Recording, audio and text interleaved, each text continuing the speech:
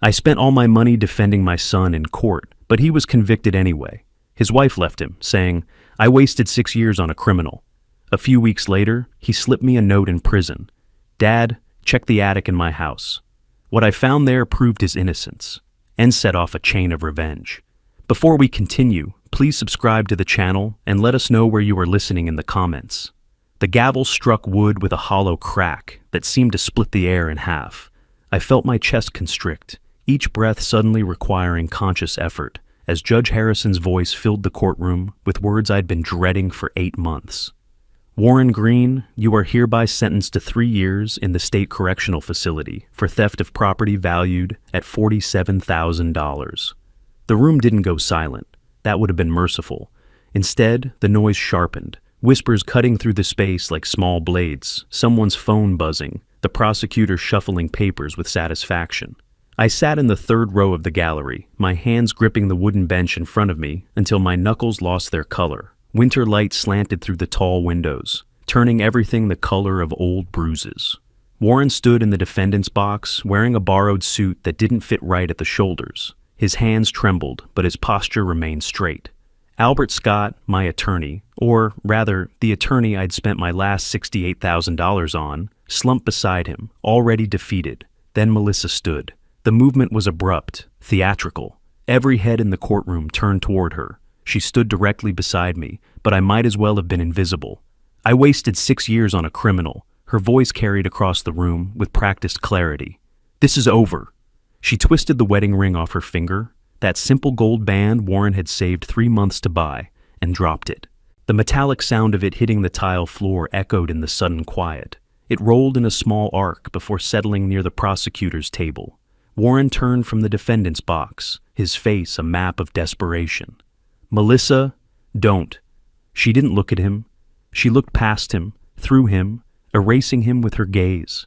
I reached toward her, my hand suspended in the air between us. "Melissa, please, we need to." She finally turned to me, and the coldness in her eyes made me pull back. "You're both the same, always looking for excuses." She stepped past me, her shoulder brushing mine without acknowledgement. The guards moved forward then, their movements efficient and practiced. The handcuffs clicked shut around Warren's wrists with a sound that seemed louder than the gavel had been. He looked at me over his shoulder as they guided him toward the side door, his mouth forming words I couldn't hear over the renewed courtroom noise. "Dad, I didn't." The door closed behind him. Just like that, my son was gone. People began gathering their things, standing, filing out. The prosecutor nodded to someone across the room, his expression smug. Spectators whispered to each other, already turning the morning into dinner table conversation. I remained seated, staring at the empty defense table. Albert Scott appeared beside me, his briefcase already packed. "I'm sorry, Thaddeus. The evidence was ironclad. Security footage, financial records, colleague testimony. What about an appeal?" My voice sounded distant, like it belonged to someone else. "Not viable. The verdict was sound based on what was presented. Even if we had grounds, which we don't, an appeal would cost—" He trailed off, glancing at my face. "More than you have." I nodded slowly. He patted my shoulder once, awkwardly, and left. The courtroom continued emptying around me. A bailiff began turning off lights at the far end. I stood finally, my knees protesting after hours of sitting. I walked to the defense table, ran my hand along the back of the chair where Warren had sat. The wood was smooth, warm from the bodies that had occupied it throughout the trial. 8 months, $68,000, 35 years of savings from my career as a firefighter, gone. And my son would spend the next 3 years in prison for a crime that— I stopped that thought. The evidence had been presented. The jury had deliberated. The judge had ruled. What did my instincts matter against that? But Warren's eyes as they led him away kept replaying in my mind, not guilt, not shame, just desperation, and something else, a plea for belief. I left the courtroom, descended the courthouse steps into February cold that bit through my coat. Across the parking lot, I saw Melissa getting into a silver sedan. She wasn't alone. A figure sat in the passenger seat, male from what I could tell at this distance. She pulled out without hesitation, without looking back. I stood on the courthouse steps, watching her taillights disappear into afternoon traffic. The cold seeped into my bones, but I barely felt it. Something about this felt wrong. The verdict, Melissa's performance, the way Warren had looked at me. Tomorrow, I decided. Tomorrow I'd go to their house, talk to her when we weren't surrounded by strangers and judgment. Maybe she'd seen something, knew something that could help. Maybe. But standing there in the dying winter light, watching the place where Melissa's car had vanished, I felt the first stirring of something darker than hope. Something was wrong here, and I couldn't let this stand. That night, I barely slept.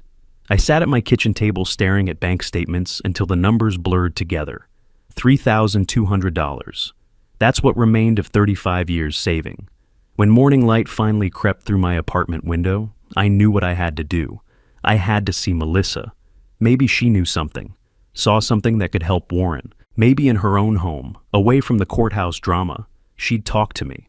I drove to the house Warren had bought 3 years ago on Olentangy River Road. He'd been so proud of that place, modest but solid, with a view of bare winter trees and the river beyond. As I pulled up, the first thing I noticed was the sign. For sale. It stood in the front yard, professionally printed, stakes driven deep into the frozen ground.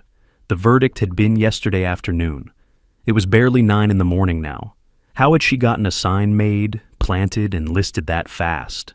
The unfamiliar pickup truck in the driveway should have been my second warning. Dark blue, work-worn, definitely not Warren's sedan. I parked behind it and approached the front door. Melissa answered on my second knock. She wore jeans and a sweater, her hair pulled back, no makeup. She looked at me without surprise, as if she'd been expecting someone to show up eventually. Thaddeus? Not a greeting, just an acknowledgement. I need to talk to you about Warren. She stepped back, leaving the door open but not inviting me in. I entered anyway. The house felt gutted. Boxes lined the hallway, some sealed with packing tape, others still open. Furniture sat covered with sheets. The walls showed rectangular shadows where pictures had hung for years. Warren's pictures, his memories, all taken down and discarded. There's nothing to discuss. Melissa moved to a box near the stairs, continued wrapping dishes in newspaper. She didn't look at me. He's guilty. The judge said so. You were married 6 years. I kept my voice even, controlled. You know him? Does he seem like someone who'd steal? Her hands paused briefly, then resumed their mechanical wrapping. I guess I didn't know him at all. I walked further into the house. A framed photo lay in one of the boxes marked Donate. Warren and Melissa on their wedding day, both smiling like they believed in forever. She was throwing it away like trash. Melissa, something about this case doesn't add up. Stop. She finally looked at me, and her eyes held the same coldness from the courtroom. I wasted 6 years on a criminal. I deserve compensation for those years. The house sells, I start over. That's it. Compensation? The word stuck in my throat. He's your husband. He's a convicted felon. She sealed the box she'd been packing with violent efficiency. I'm not waiting 3 years for him to get out. I'm done. I noticed it then. A designer bag by the front door, cream-colored leather with gold hardware. I recognized the brand from a fire safety seminar at an upscale shopping center. That bag cost over $1,000. Where did you get the money for that? Melissa's hands froze. Excuse me? That bag. You claimed financial hardship during the trial. Warren's been out of work for 8 months awaiting trial. Where did the money come from? That's my personal business. Her voice rose, defensive. You need to leave. A sound came from upstairs, footsteps, slow and deliberate. Melissa's expression tightened. Who's here? I started toward the stairs. She moved to block me, her hand on my chest. I said you need to leave. It's barely been 24 hours since the verdict. I met her eyes, saw nervousness beneath the anger. You already have someone else in his house? This is my house now. Warren's a criminal. I don't owe him anything. But her voice wavered. Get out, Thaddeus. I mean it. I stepped back, hands raised. No point pushing this further, not now. But I'd seen enough. The sign that appeared overnight, the expensive items she shouldn't be able to afford. Another man comfortable enough to be upstairs in Warren's home the morning after his conviction. You planned this, I said quietly. Before the verdict, you knew what you were going to do. Get out. I walked to the door, pausing at the threshold. Through the window, I could see the pickup truck clearly now. Not new, but well maintained. I looked back at Melissa, memorizing her face, the absence of grief, the rehearsed coldness, the crack in her composure when I'd questioned the money. Warren said he was innocent. I spoke to the empty air between us. He kept saying it. Dad, I didn't do this. Maybe I should have listened better. Melissa said nothing. She just held the door, waiting for me to leave. I walked to my car, but I didn't start the engine immediately. I sat watching the house, the for sale sign, the unfamiliar truck, the male silhouette move past an upstairs window, tall, broad-shouldered, unhurried, making himself at home. I drove back to my apartment as afternoon light faded. The city looked gray and tired, matching my mood. Inside, I spread the trial documents across my kitchen table. Police reports, evidence logs, witness statements.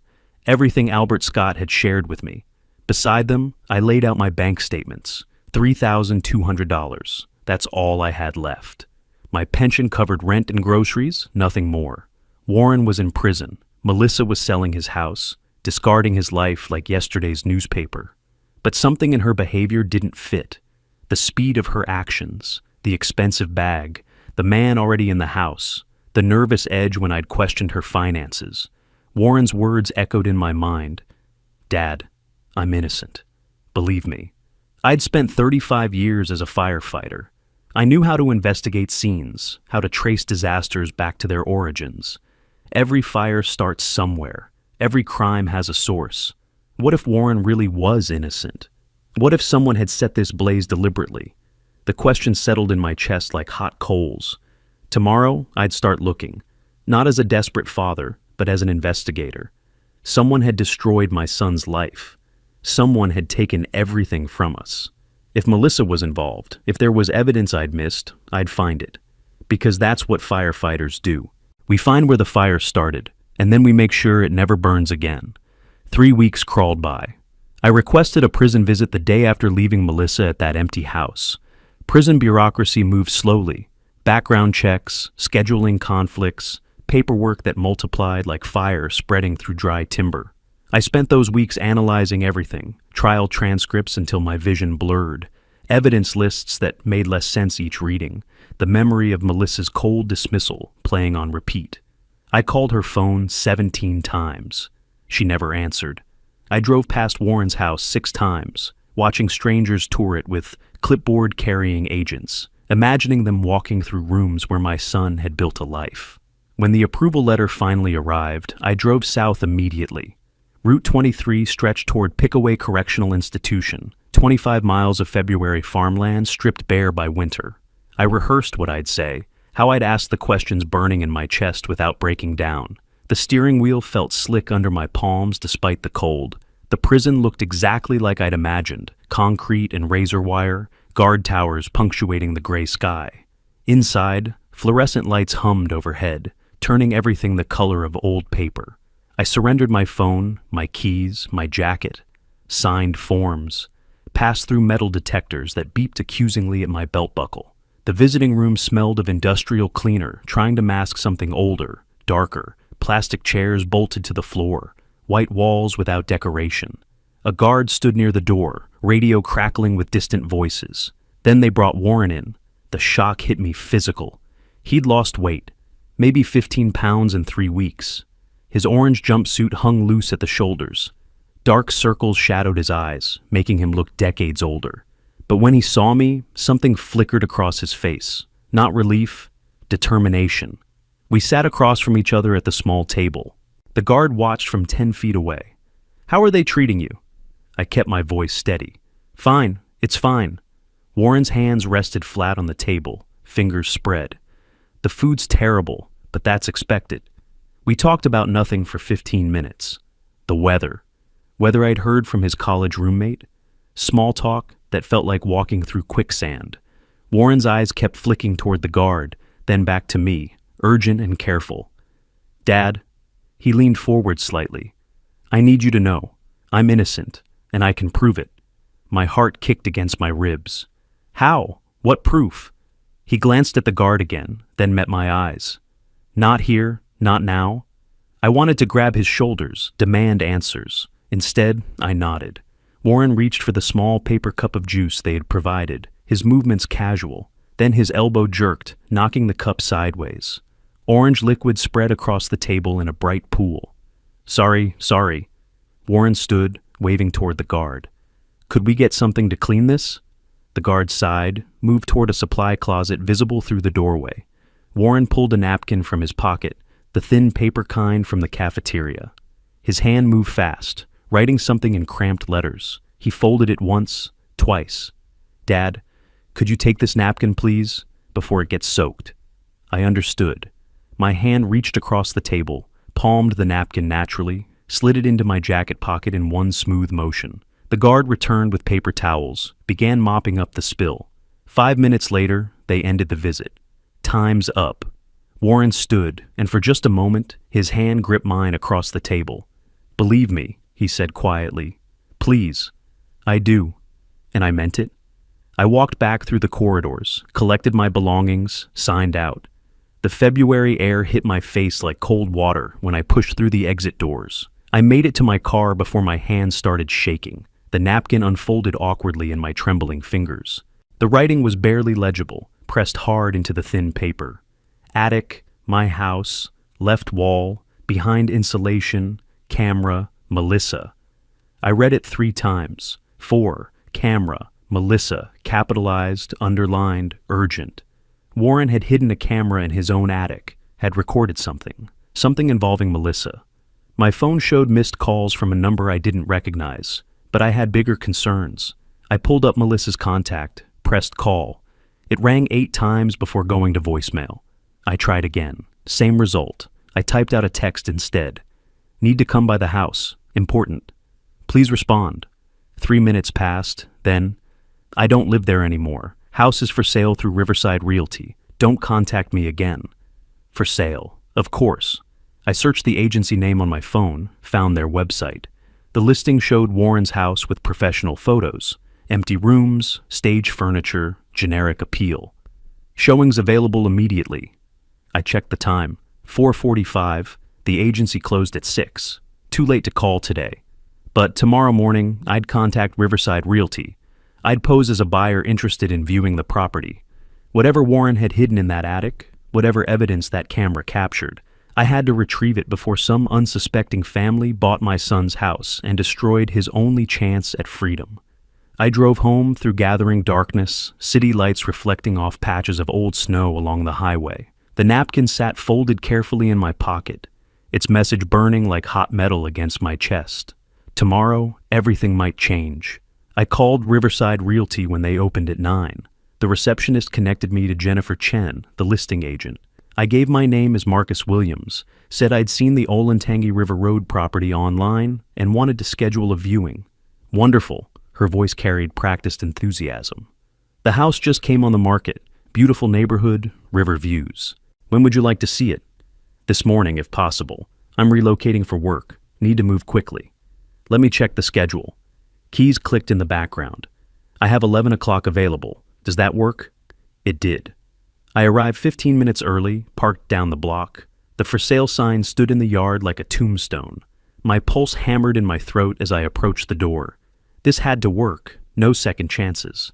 Jennifer Chen pulled up at exactly 11 in a silver SUV, mid-30s professional suit, tablet tucked under her arm. She shook my hand with a firm grip. Marcus, pleasure to meet you. Let's take a look at your potential new home. She unlocked the door, and we entered. The house felt hollow, abandoned. Furniture covered with white sheets like bodies waiting for identification. Our footsteps echoed on the hardwood floors Warren had refinished himself 2 summers ago. The previous owner maintained everything beautifully. Jennifer moved through the living room, gesturing at crown molding, built-in shelves. Recent updates throughout. The kitchen has granite countertops, stainless appliances. I nodded, played my part. Asked about property taxes, HOA fees, roof age. We walked through each room, Warren's office where he'd paid bills and planned his future, the master bedroom where he'd slept while his wife plotted against him. There's attic storage as well, Jennifer said. Would you like to see it? Definitely, storage is important. She pulled down the hallway ceiling access, and the spring-loaded stairs unfolded with a metallic groan. Dust drifted down in the light from above. I'll let you look on your own, she said. I'm not great with ladders. Just be careful up there. Perfect. I climbed up, my knees protesting. The attic was sweltering despite February's cold outside. Pink insulation lined the walls, exposed rafters crisscrossed overhead. Plywood flooring creaked under my weight. Boxes sat stacked in corners, Warren's possessions, labeled in his neat handwriting, Christmas decorations, college textbooks, his childhood baseball trophies, left wall, behind insulation. I moved carefully, scanning the pink fiberglass. The left wall stretched about 15 feet. I pulled back sections of insulation, trying not to disturb too much. Nothing. Nothing. Then, near the corner, my fingers touched something hard behind the soft material. Small, rectangular, black plastic. The camera was the size of a deck of cards, mounted to the wooden frame with industrial adhesive. A tiny lens pointed toward the bedroom below through a gap in the floorboards. The SD card slot was accessible from the side. I popped it open, removed the card. 64 gigabytes, months of footage compressed into this thumbnail-sized piece of plastic. I slid it into my jacket pocket, pressed the insulation back in place, smoothed everything until it looked untouched. "Everything okay up there?" Jennifer's voice floated from below. "Fine, just checking the structural integrity, firefighter habit." I climbed down, dusted off my pants. Jennifer smiled. "What do you think? Can you see yourself living here?" "It's interesting. I'd like to think it over. Maybe bring my wife by this weekend." "Of course. Take your time. Properties in this neighborhood move fast, though." I thanked her, promised to call soon, and left. My hands stayed steady until I reached my car. Then they trembled so badly I could barely fit the key in the ignition. Back at my apartment, I pulled out my laptop and inserted the SD card. The files organized themselves by date, stretching back 8 months. Hundreds of video files, each time stamped, each numbered sequentially. I started from the beginning. Watching felt invasive, wrong, but necessary.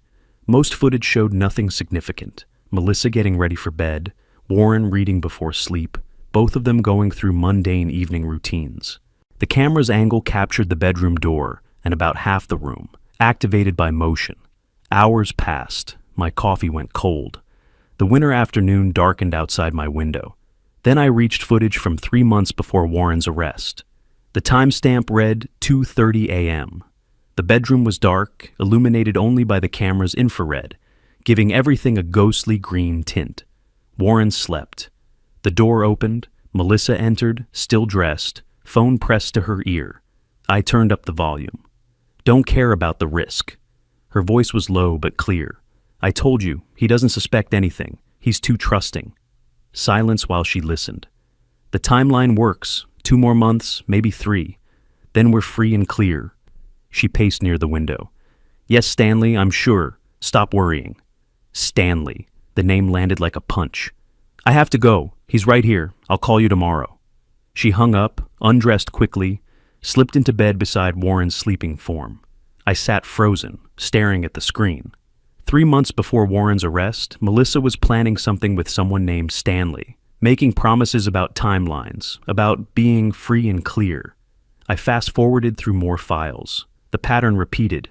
Midnight phone calls, whispered conversations, Melissa sneaking from the bedroom while Warren slept. Then, 2 months before Warren's arrest, headlights appeared in the driveway visible through the window.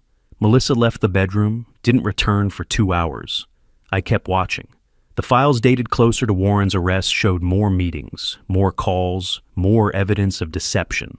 Then I found the recording from 2 months before the trial. The timestamp read 1:47 a.m. The bedroom door opened, but this time, Melissa didn't enter alone. I pressed play. The frozen image came to life. The tall man followed Melissa into the bedroom where my son slept, unaware his wife was bringing her lover into their home. In the camera's infrared glow, their faces appeared ghostly, green-tinted, but recognizable. The silhouette I'd seen in the upstairs window weeks ago now had form, substance. Tall, broad-shouldered, moving with casual confidence through another man's bedroom. They kissed. Long, passionate, comfortable. The intimacy of a relationship measured in months, not moments. Warren didn't stir in the bed. Late shift exhaustion kept him deep under. Melissa pulled back, her hand on the man's chest. Her voice came through clear despite the whisper. Stanley, how much longer? I want to be with you, not him. Stanley, the name I'd heard on earlier footage, now attached to a face. Patience, Mel. His voice carried easy arrogance. Soon we'll have everything. Warren takes the fall, goes away for a few years, you get the house and insurance, then we're together, no complications. My hand gripped the desk edge hard enough that my knuckles went numb. What if he figures it out? Melissa glanced toward the bed. He won't. We planned everything perfectly. The merchandise is already in the storage unit. Money's in the account. His fingerprints are on the documents. Even if he suspected something, what could he prove? The evidence all points to him. I hit pause, rewound, played it again. Storage unit, money in the account, his fingerprints on documents. They weren't just having an affair. They'd framed Warren deliberately, methodically. I forced myself to keep watching. More footage, different dates. Stanley visited 8 times over those 2 months, always when Warren worked nights or slept. Their conversations revealed everything, piece by piece. Casual mentions of criminal conspiracy discussed like dinner plans. Stanley explaining his role.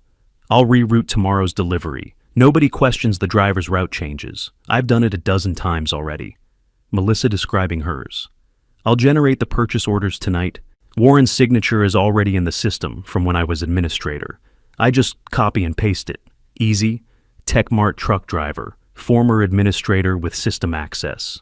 They had perfect positions to steal merchandise, forge documents, frame the manager. My son, who trusted his wife completely, who never suspected the man delivering inventory, was sleeping with Melissa and destroying his life. I took notes with shaking hands. Names, dates, specific claims, storage unit, bank account, forged signatures, Warren's fingerprints. How did they obtain them? Probably from actual documents he'd signed, transferred to false ones somehow. The conspiracy stretched back further than 2 months. Early footage showed cautious planning. Later recordings displayed confidence bordering on arrogance. They believed themselves untouchable. I created backups, burned files to 3 separate USB drives, emailed encrypted copies to myself. This evidence couldn't be lost or destroyed. But as dawn light began filtering through my apartment window, as I closed the laptop and sat in the quiet, reality settled over me like cold water. The footage proved Warren's innocence. It showed exactly who committed the crimes, how they did it, why they framed him. But Warren had installed that camera illegally, hidden surveillance in his own bedroom without Melissa's knowledge or consent. Ohio law required all-party consent for recording private conversations. Any decent attorney would challenge the footage's admissibility. Fruit of the poisonous tree, evidence obtained illegally, contaminates everything derived from it. Even if I took this straight to the police, Melissa's lawyer could potentially get it excluded from court. My son was innocent. I had proof, and it might not matter. I stood, paced the apartment. Exhaustion pulled at my bones, but adrenaline wouldn't let me rest. The footage couldn't be used directly, but it could guide an independent investigation. Find the storage unit, trace the bank account, pull delivery records through legal channels, build a case that didn't rely on Warren's illegal surveillance. That would take time, money, legal expertise. I looked at my bank statement on the table. $3,200. Not enough for a parking ticket's worth of investigative work. But I knew someone who might help. Someone who'd already invested months in Warren's case. Someone who might want redemption as badly as I wanted justice. I waited until 9 o'clock, then called Albert Scott. Albert Scott's law office occupied the 3rd floor of a downtown Columbus building, wedged between a bail bondsman and a tax preparation service. I'd been here before, during the trial, watching my savings evaporate into legal fees. The familiar route felt like walking toward a cliff edge. His receptionist, a woman in her 50s with reading glasses on a chain, recognized me immediately.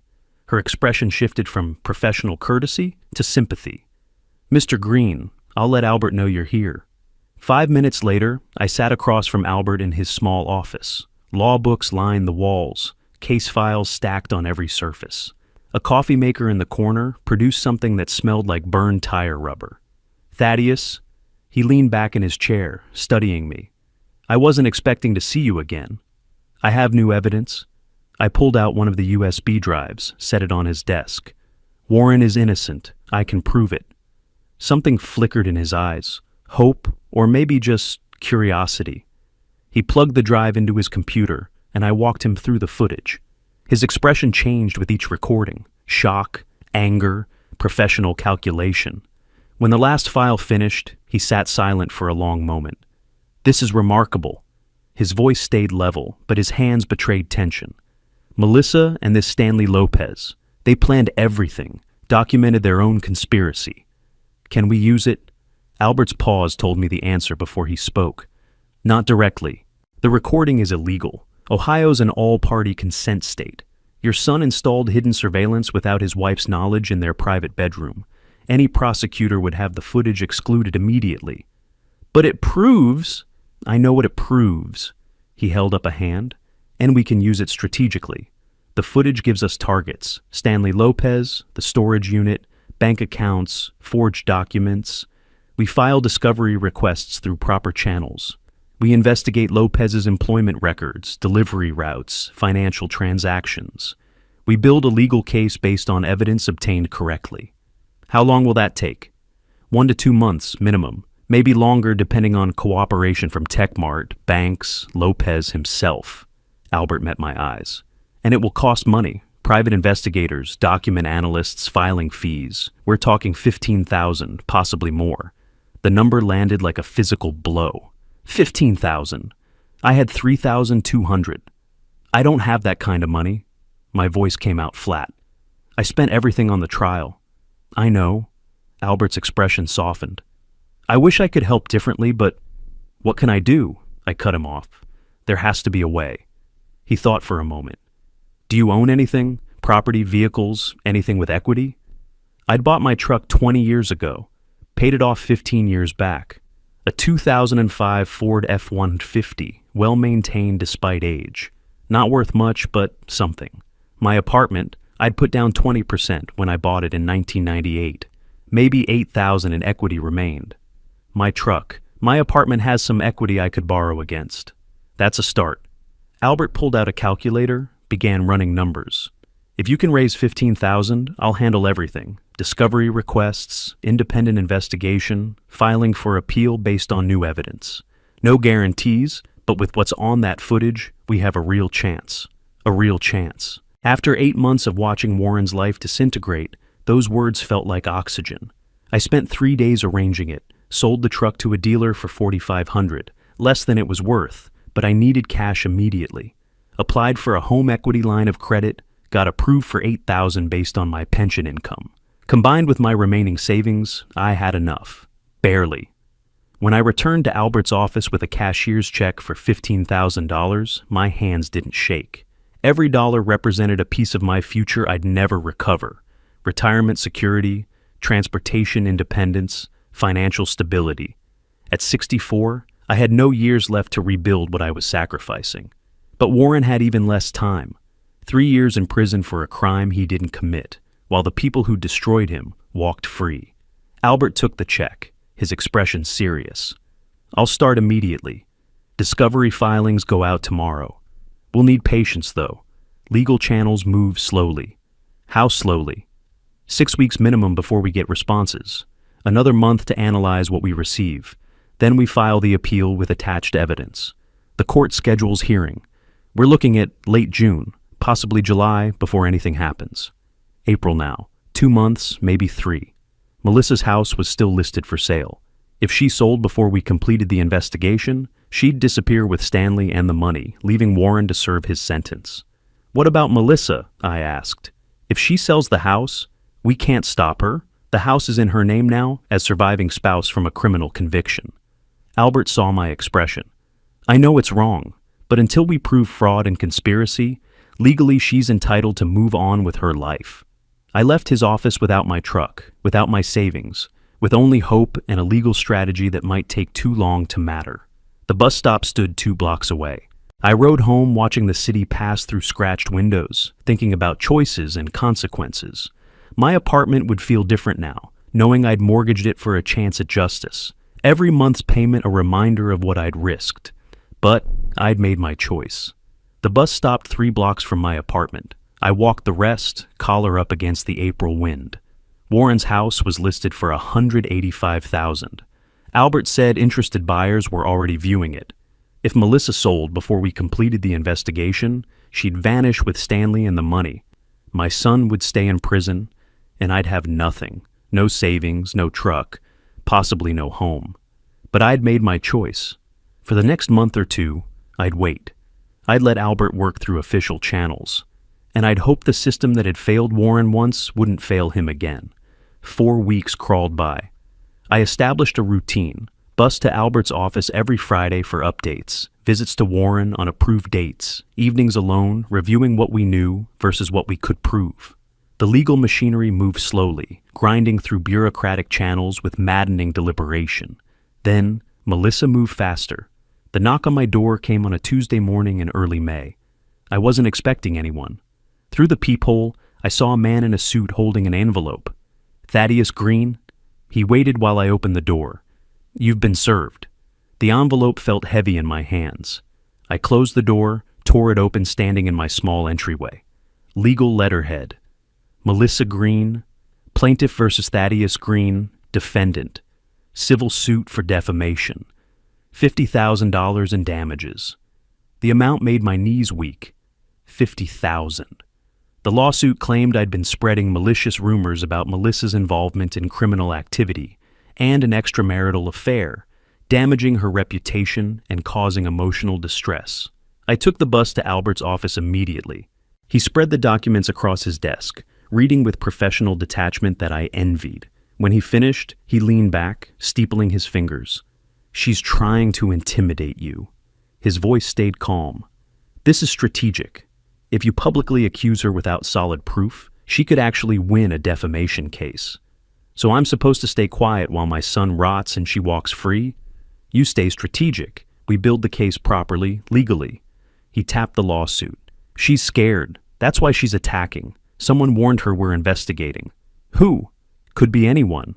Real estate agent remembered you viewing the house. Warren mentioned something to the wrong person during a visit. Small city, news travels." He met my eyes. "She knows we're coming. Now she's trying to drain your resources and silence you before we can prove anything." I needed a civil defense attorney. Albert recommended someone. The consultation fee alone was $200. Retainer for the defamation case, $5,000. I had $400 in my account. That evening, I called Irving. We'd worked together at the fire department for 12 years before he'd transferred to administration. Good man, reliable, someone who understood what loyalty meant. "I need to ask a favor." The words came hard. "I need to borrow $5,000. Silence on the line. Then, "What's going on, Thad?" "Fighting for Warren. It's complicated, but I'll pay you back." "You don't have to explain." His response came immediately. "When do you need it?" We met at a coffee shop the next morning. Irving handed me an envelope across the table, and I felt something in my chest loosen slightly. Not relief, I was deeper in debt than ever, but gratitude that someone still stood with me. 2 weeks later, Albert called with news. His private investigator had located the storage unit. Edgeview Storage on Route 62. Albert's voice carried cautious optimism. Unit 247, rented under Stanley Lopez's name. Monthly payments traced to his bank account. Can we get inside? That's the problem. We can't legally access it without a warrant, and we can't get a warrant without evidence it contains stolen goods. Which is inside the storage unit. Exactly, we're stuck. I hung up, sat in my apartment as evening shadows stretched across the floor. Every route forward seemed blocked. Melissa attacking me legally, money depleting faster than I could borrow, Warren still imprisoned. The storage unit sat there full of evidence we couldn't touch. That night, I couldn't sleep. I paced my apartment at 3 a.m, mind working through the problem systematically. 35 years as a firefighter taught me something crucial. When the direct evacuation route is blocked, you find alternative exits. When standard approach fails, you adapt. I pulled out paper, started diagramming, Melissa with her lawsuit, storage unit requiring a warrant requiring evidence, evidence locked in storage unit, a perfect circle, each element blocking the next. Then I wrote beneath it, force their hand. If we couldn't get direct evidence, we needed to manipulate Melissa and Stanley into exposing themselves, make them nervous enough to check on their stolen merchandise, but not so nervous they'd flee. Create circumstances where their actions would generate the probable cause we needed for a legal warrant. I called Albert first thing in the morning. "I have an idea," I said, "but you're not going to like it." Albert listened to my plan in silence. When I finished, he sat back in his chair, studying me. "It's risky. If they figure out we're manipulating them, they won't. They're confident. Confidence makes people careless." He considered this. "We'd need to monitor them. Surveillance costs money."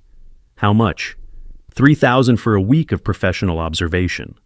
I thought about my nearly empty bank account, the equity line nearly maxed, Irving's loan barely covering the defamation attorney. But what choice did I have? Do it. The plan was simple, which made it effective. Albert's investigator would start making discreet inquiries around TechMart, asking former employees about inventory discrepancies, Stanley Lopez's delivery routes, unusual merchandise movements. Nothing direct, nothing accusatory, just questions. Enough to generate rumors that someone was looking into the theft case again. Information travels fast in workplace gossip networks. Within days, someone would mention it to someone else, and eventually word would reach Stanley or Melissa. Then we'd watch. If they were guilty and nervous, they'd check on their stolen merchandise, visit the storage unit to verify everything remained hidden. And that visit would give us the probable cause we needed. We set it in motion on June 15th. The investigator, a former police detective named Marcus Webb, began his rounds. Casual conversations in parking lots, coffee with warehouse workers, questions wrapped in friendly curiosity. For a week, nothing happened. My savings account hit zero. The defamation case moved forward with preliminary motions. Warren called from prison, his voice getting thinner each time. Then, on June 23rd, Marcus called Albert. They took the bait. Stanley received a call this afternoon, looked stressed afterward. 15 minutes later, Melissa showed up at his apartment. They left together in his truck, drove straight to Edgeview storage. My heart kicked against my ribs. Did they open the unit? Briefly, went inside for maybe 5 minutes, came out looking relieved. Then they left separately. Perfect. They'd confirmed their merchandise remained safe. More importantly, they had established a connection between themselves and the storage unit, a connection we could now document. Albert filed for a warrant the next day, citing the investigators' surveillance evidence. Stanley Lopez, previously connected to TechMart theft investigation, had been observed accessing a storage unit immediately after inquiries were made about the case. His behavior suggested guilty knowledge of evidence hidden at that location. Given his employment as a truck driver with access to stolen merchandise, probable cause existed to search the unit. The warrant took 3 weeks to process. I spent those weeks in limbo, checking my phone constantly, unable to eat properly, watching my apartment building's parking lot at night, as if Melissa might appear seeking revenge for my investigation. On July 15th, police executed the warrant. I wasn't there, civilians don't get to watch searches, but Albert called me immediately afterward. They found it. His voice carried triumph and relief. Merchandise worth approximately $28,000 retail, all TechMart products, serial numbers matching items reported stolen, laptop computers, tablets, smartphones, accessories, everything still in original packaging. I sat down hard on my couch. Stanley? Being questioned now. They'll charge him with theft, receiving stolen property, possibly conspiracy. And Melissa? The pause told me everything. That's the complication? Nothing in the storage unit ties directly to her. Stanley's name on the rental agreement, his bank account making payments, his truck seen on surveillance. Melissa was with him when they checked the unit, but she could claim she didn't know what was inside. She wasn't present when they stored the merchandise originally. I closed my eyes. We'd proven the theft, located the goods, confirmed Stanley's guilt. But Melissa remained untouchable, protected by careful planning and plausible deniability. Phone records? I asked. We're pulling them now, but her attorney will argue they're circumstantial. Conversations between romantic partners don't prove criminal conspiracy. Albert's frustration matched mine. She's too smart to leave obvious tracks. What do we need? Her co-signing something, transferring money connected to the thefts, direct involvement in storing or selling merchandise. He paused. Or Stanley confessing her role, which he won't do voluntarily. Not unless he has reason to. I stared out my apartment window at the summer evening. Somewhere in this city, Melissa believed she was still winning. She'd attacked me with a defamation lawsuit, forced me into debt, maintained her victim persona while selling Warren's house and planning her future with Stanley. Tomorrow, we need to change that calculation. What about a deal? I asked. If Stanley testifies against Melissa, does he get reduced charges? That's up to the prosecutor. Detective Tracy Hill is handling the case now. She's sharp, doesn't like seeing innocent people in prison. If Stanley has information that frees Warren and convicts Melissa, she might offer leniency. Then, we need to give Stanley a reason to talk. Albert's silence suggested he understood where I was heading. That requires leverage, something he wants more than protecting Melissa. Everyone wants something, I said. We just have to find out what Stanley Lopez values most. The line went quiet for a moment. Then Albert spoke carefully. I'll set up a meeting with Detective Hill, see what she's willing to offer. But Thad, this is the end game. If we can't flip Stanley, if we can't prove Melissa's involvement, she walks. The defamation suit proceeds, and Warren stays in prison. I know. After we hung up, I sat in the gathering darkness of my apartment. One step forward, another obstacle. The storage unit was found, the merchandise recovered, Stanley facing charges. Progress, but not victory. Not yet. But we were close. For the first time in months, I felt the momentum shifting. Melissa had made mistakes, visited the storage unit, linked herself to Stanley's crimes through her presence. Small cracks in her careful facade. And cracks, I knew from decades of firefighting, are where everything falls apart. Detective Hill spent the week building her case. I spent it waiting, the hardest thing I'd done yet. Waiting while knowing we were close. Waiting while Warren sat in that cell, unaware hope was finally approaching. Then, on August 5th, she called. We're bringing them in tomorrow. Stanley Lopez first, then Melissa Green. You should prepare yourself. This moves quickly now. I barely slept that night. By morning, I'd paced my apartment enough to wear the carpet thinner. Albert called with updates throughout the day. Stanley's interrogation began at 9. Detective Hill laid it out methodically. Phone records showing 37 calls between him and Melissa in the 2 weeks before Warren's arrest. Storage unit rental agreement. Bank transfers between their accounts. Each piece of evidence another nail sealing his fate. For 2 hours, Stanley tried protecting her, claimed sole responsibility. Insisted Melissa knew nothing about the theft operation, that she was just his girlfriend, innocent of his crimes. Then Hill showed him the rental agreement. Both signatures, Stanley, yours and hers. She co-signed. That makes her legally liable for whatever you stored there. She had access, she had knowledge, she was involved. Albert said Stanley's face went white. The co-signature, a mistake they'd made months ago, probably Melissa trying to be helpful, ensuring access if needed. Small error. Fatal consequence. Stanley broke. He confessed everything. The planning, the execution, Melissa's role forging documents with her administrator access, his role stealing merchandise during deliveries, how they'd framed Warren deliberately, planted evidence, created the perfect scapegoat, how they'd planned to be together once Warren went to prison, sell the house, start over somewhere else with stolen money. He signed a statement implicating Melissa in exchange for a reduced sentence, 4 years instead of facing 8 to 12. Melissa's interrogation came that afternoon. She walked in confident, Hill said, ready to maintain her victim's story. Then Hill mentioned Stanley had already confessed. Melissa's confidence shattered fast. Denial became anger. Anger became panic. She requested a lawyer. Too late. The evidence spoke clearly. Phone records, bank transfers, storage rental co-signature, Stanley's detailed confession. On August 8th, police arrested Melissa at her rented apartment. I borrowed Irving's car that morning, drove to her building, parked across the street. I needed to see this. Needed the moment to be real, not just a phone call from Albert. 2 detectives entered the building at 10 o'clock. 4 uniformed officers stood outside.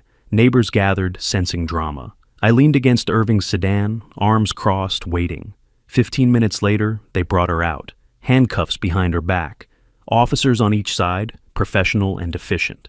Melissa walked with her head down until someone in the crowd said something. I couldn't hear what. She looked up, scanning faces. Her eyes found mine. Recognition hit her face like a physical blow. Then rage replaced shock. "This is all you!" Her voice carried across the street, shrill and desperate. "You destroyed my life!" I didn't move, didn't shout back, just held her gaze and spoke clearly enough for her to hear. "No, you destroyed my son's life. I simply restored justice." The officers guided her into the police car. She kept screaming, but the words became muffled, irrelevant. The car pulled away, and I watched until it disappeared around the corner. Then I drove home and slept for 12 hours straight. August 20th, the hearing came. I sat in the same courtroom where Warren had been convicted, but everything felt different. Albert presented the motion for case review, laying out the new evidence systematically. The prosecutor, a different one from the original trial, acknowledged the wrongful conviction, said the state wouldn't oppose dismissal of charges. Judge Harrison, the same judge who'd sentenced Warren, reviewed the documents in silence. When he finally spoke, his voice carried weight.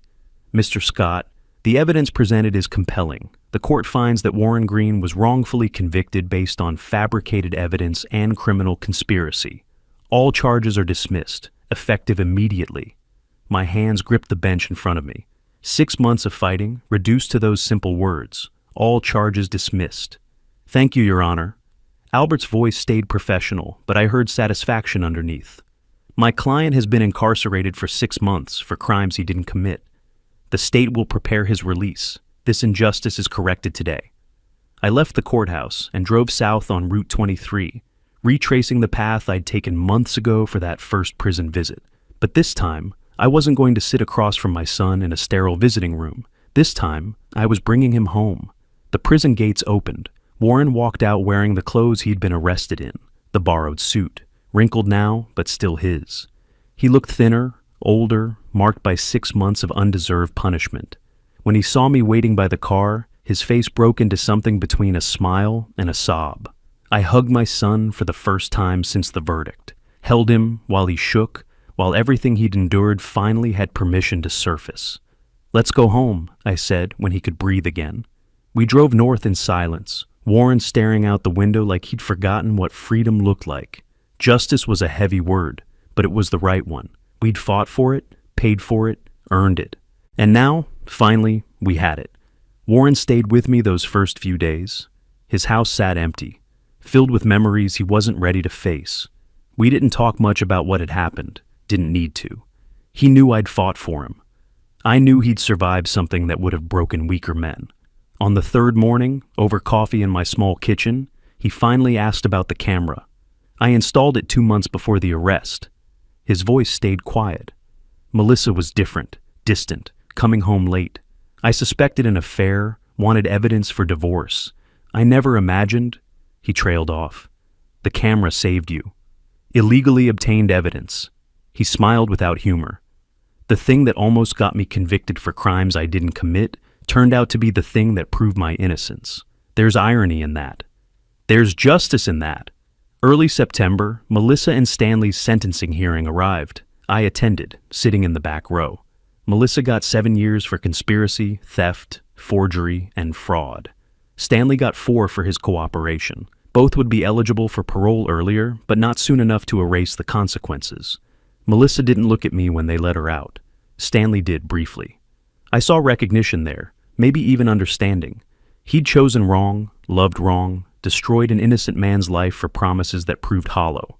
Now he'd pay for those choices. I felt no satisfaction in their punishment, just acknowledgement that the balance had been restored. The practical matters settled slowly. Warren received $20,000 from the state as compensation for wrongful imprisonment. Not nearly enough for 6 months of life stolen, but something. He gave me half without being asked. "You spent everything fighting for me." He pressed the check into my hand. "This pays back, Irving, covers some of the equity line. It's not enough, but it's what I have." I tried refusing. He wouldn't let me. "Dad, you sacrificed your retirement, your truck, your security. I'm not letting you carry that debt alone." So I took it. Paid back Irving with gratitude that went beyond money. Made a dent in the equity line. Started rebuilding. Slowly. Warren moved back into his house in mid-September. I helped him repaint the bedroom, remove every trace of Melissa's presence. New furniture. Fresh start. One evening in late September, I sat with him on his front porch. The air carried that particular end-of-summer quality, warm but fading. daylight stretching but losing ground to autumn. We'd been working all day, clearing out the last boxes of Melissa's abandoned possessions.